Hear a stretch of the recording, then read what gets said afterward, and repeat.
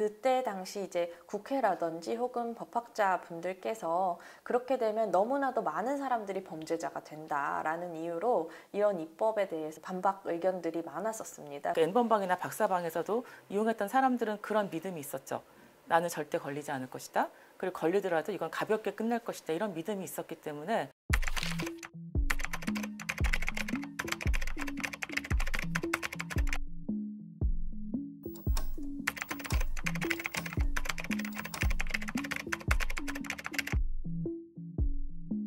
그 텔레그램 N번방 사건이 알려진 내용들이 충격적이고 되게 극악한 형태인 건 맞지만 사실 유사한 범죄들은 늘 있어 왔다고 볼 수 있고요. 소라넷이라든지 웹하드 카르텔 혹은 정준영 사건, 다크웹, 텔레그램 성착취까지 계속적으로 반복되는 이런 사건들의 기저에는 그것을 소비하는 것을 당연시 여겨왔던 한국적인 문화가 있기 때문에 이게 범죄이고 피해가 심각함에도 불구하고 사실은 많은 사람들이 이런 성착취 영상에 대해서 포르노 중에 하나로 가볍게 여기는 그런 그 문화가 있지 않는가. 2017년에 피해 지원을 했을 때는 정말 말도 안 되는 가벼운 형량들이 많았었어요. 입법 공백적으로 아예 그것이 이제 죄로 규정되지 않은 부분도 있지만 어떤 면에서는 법이 있음에도 불구하고 그 법이 충분히 적용되지 않는 문제가 있거든요. 지금의 형법이나 아동청소년 성보호법이나 아니면 성폭력법 이런 것들이 전부 다 처음에 만들어질 때 이렇게 인터넷이 발달하기 전에 만들어진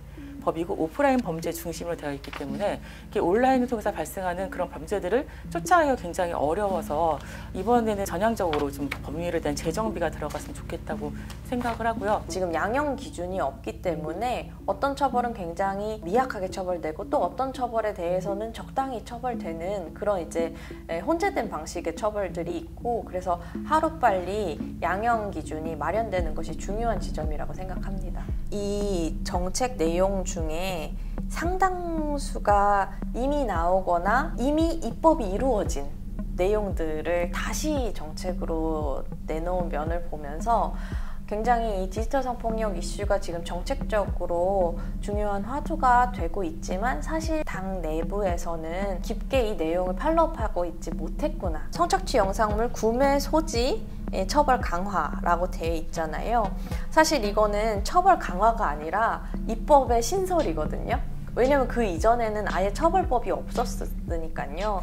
저희 단체 같은 경우에는 2017년부터 이와 같은 불법 촬영물 소지자라든지 이용자, 구매자에 대해서 처벌하는 법률이 필요하다고 계속 목소리를 내왔었는데 그때 당시 이제 국회라든지 혹은 법학자 분들께서 그렇게 되면 너무나도 많은 사람들이 범죄자가 된다라는 이유로 이런 입법에 대해서 반박 의견들이 많았었습니다. 그러니까 그런 불법 촬영물을 모아두는 사람 혹은 구매하는 사람, 시청하는 사람에 대한 처벌법이 지금까지 없었고 그 처벌법이 조금 더 일찍 만들어졌었다면 이번 텔레그램 성착취 사건에서도 굉장히 중요한 법으로 적용될 수 있지 않았을까 하는 아쉬움이 남습니다. 성적인 촬영물을 유포하겠다라고 협박하는 유포 협박 행위도 지금 성폭력 처벌법으로 처벌이 되지 않고 있습니다. 그래서 유포 협박을 당했을 때에 피해자분들이 성폭력 피해자로서의 권리 보호를 받지 못하거든요. 이런 이제 유포 협박에 대한 입법 이것도 중요한 지점이라고 생각합니다.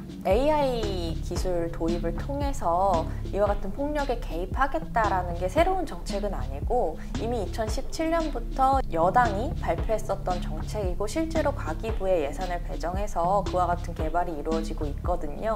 근데 저는 상당히 이제 실효성 문제에서 아쉬움이 많다고 생각합니다. 왜냐하면 프로그램을 적용하겠다고 선택한 그런 플랫폼에만 적용을 할 수 있는 한정적인 프로그램이거든요. 그래서 국가 예산을 통해서 과학적이고 기술적인 접근을 하는 것에는 매우 동의하나 그 실효성 측면에서 깊게 재고해 봐야 될 것 같고 눈에 띄는 대목들은 이제 그루밍을 범죄한다라든지 스위티 프로젝트라고 해서 위장 수사를 하겠다는 이런 것들은 굉장히 눈에 띄는 대목이라고 생각을 하고요. 채팅 사이트나 SNS 메신저나 뭐 오픈 채팅이나 이런 곳에서는 처음부터 성적인 제한을 하기보다는 신뢰를 쌓는 경우들도 있기 때문에 그래서 거기서 걸린 아이들 대상으로 성적인 착취가 일어나는 경우들이 있고 실제로 그루밍 범죄가 다양한 성폭력, 성착취 범죄의 시작점이 되는 경우가 많습니다. 그러니까 그루밍을 통해서 오프라인에서 만나서 성폭력을 행하거나 그루밍을 통해서 성착취 촬영물을 받아내거나 그루밍을 통해서 협박 상태로 넘어가거나,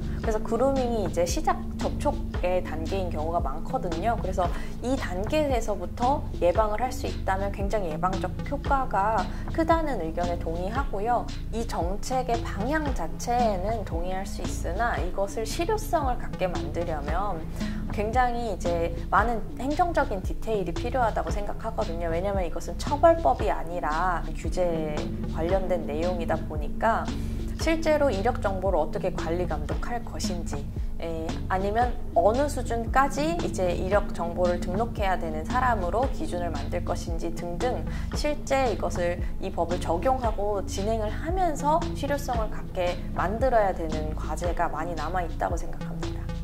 프로그램 개발하고 매뉴얼 짜는 것도 중요하겠지만 더 중요한 것은 학교에서 성교육이 가능한 시간을 확보하는 거예요. 지금은 영어라든지 국어라든지 굉장히 입시 위주의 주요 교과 위주로 편성이 되어 있고, 나머지 시간에 학교폭력 예방교육도 해야 되고 인성교육도 해야 되고 절대적으로 시간이 부족하기 때문에 교과 과정도 완전히 바뀌어야 된다고 생각을 하고, 그 성교육이 가능한 교사들을 어떻게 트레이닝할 것인가에 대한 중장기적인 계획을 가지고 전국의 모든 학교들이 어떤 균질적인 교육이 가능하도록, 그러니까 그 평등한 교육이 가능하도록 좀 지금부터 정책에 대한 설계들을 제대로 해야 된다고 생각을 하고, 이 정책들에서 어떤 새롭고 정말 오랫동안 고민해서 내놓은 정책이라기보다도 이미 이제 정부가 2017년, 2019년 발표했었던 디지털 성범죄 종합대책 그 안의 내용에 거의 이제 유사한, 그 중에서 몇 개만 골라서 모아놓은 그런 정책들이 이제 상당수 있었고, 그것이 이제 꼭 필요한 정책이라고 한다면 장기 과제로 모아놓을 수는 있겠지만 이미 이행됐거나 지금은 다른 것이 필요한데 과거의 이야기를 똑같이 반복하고 있거나 하는 지점이 있어서 조금 아쉬운 마음이 들었고, 특히 과거에 이미 실행이 되어진 그런 정책들을 다시 한번 내놓는 것은 사실 현황 파악조차도 제대로 되지 않은 지점이 있다라는 아쉬움이 많이 남았습니다. 저희들이 바랄 때는 이제 이런 정도의 차원의 그런 대책보다는 좀 더 근본적인 그 대책이 있었으면 좋겠다는 생각이 들고, 그 피해가 발생하고 나서 어떻게 지원을 할 것인가 보다는 선제적으로 어떻게 예방하고 범죄 모의 단계에서 이 사람들을 찾아내고 검거하고 처벌하고서 그걸 끊을 것인가에 대해서 좀 더 고민을 해주신다면 좀 더 좋은 대책들이 나오지 않을까라고 생각합니다.